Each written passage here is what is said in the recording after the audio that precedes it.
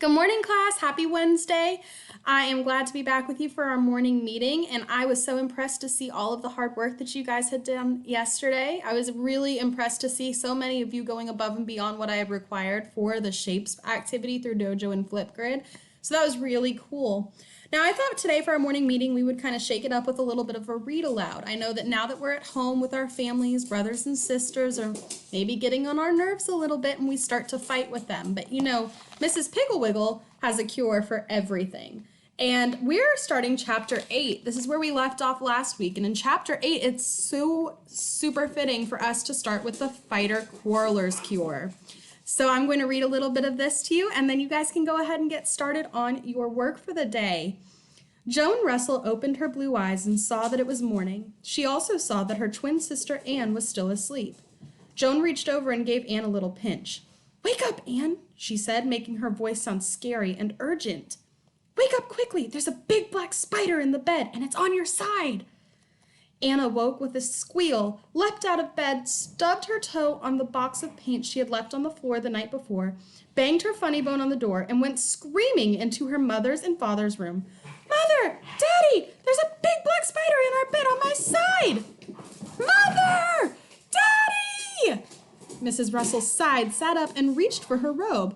She said in a low, calm voice, "Anne, you didn't fall for that old trick again, did you?"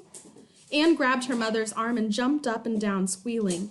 "But Mother, Joan said so. It's a big black spider." Mr. Russell turned over and yawned. He said, "Stop jumping and squealing and listen.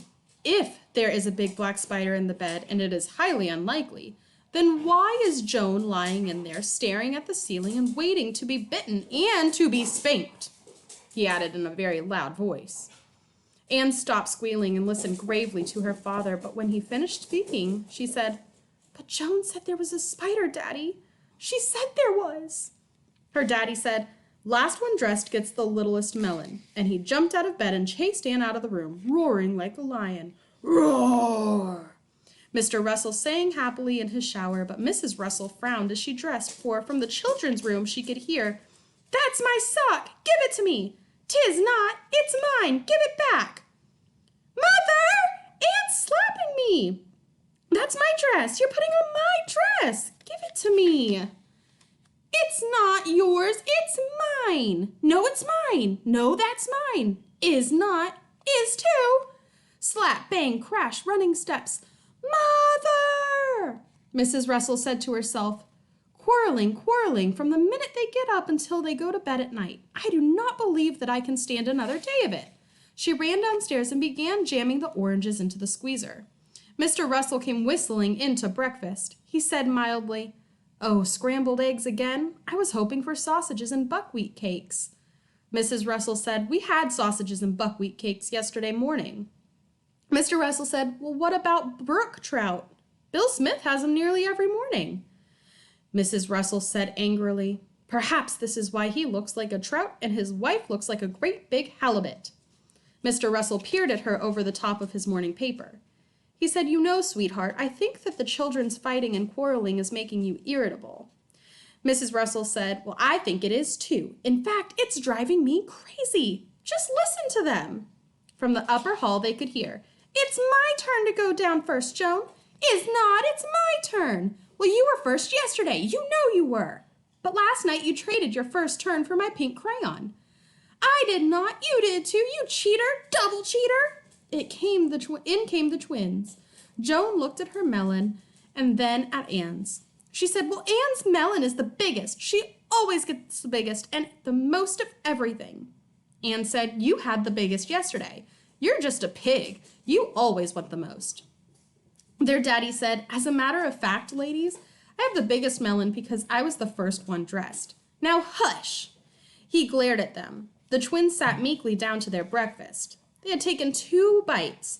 However, when Anne poked Joan and hissed, "I've got the most cereal, ha ha ha," Joan hissed back, "Yes, but I have 3 pieces of bacon and you only have 2. Anne looked, and sure enough, Joan did have 3 pieces. She grabbed one, but Joan snatched her wrist, and in the scuffle they managed to tip over Anne's milk and spill it all over the front of their nice blue pleated skirts. Their daddy had to spank them. Their mother sponged them off, and they left for school, red-eyed and miserable.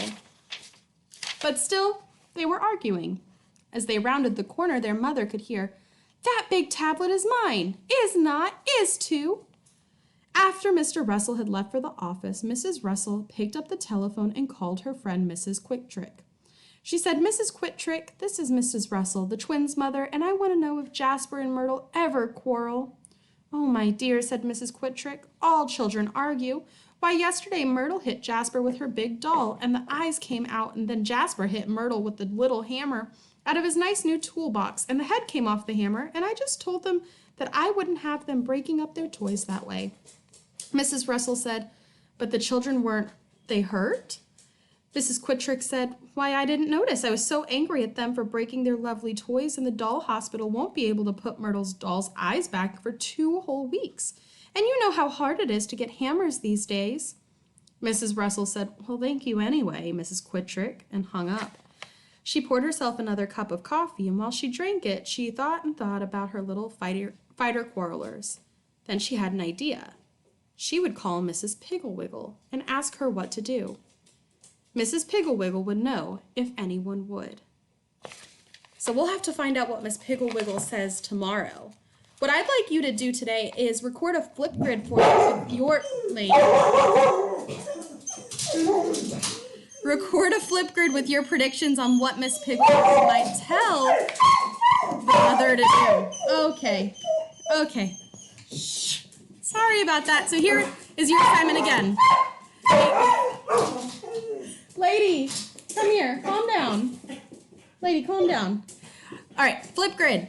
Record yourself telling me or just message me what you think your predictions are for Miss Pigglewiggle. How is she going to solve this problem?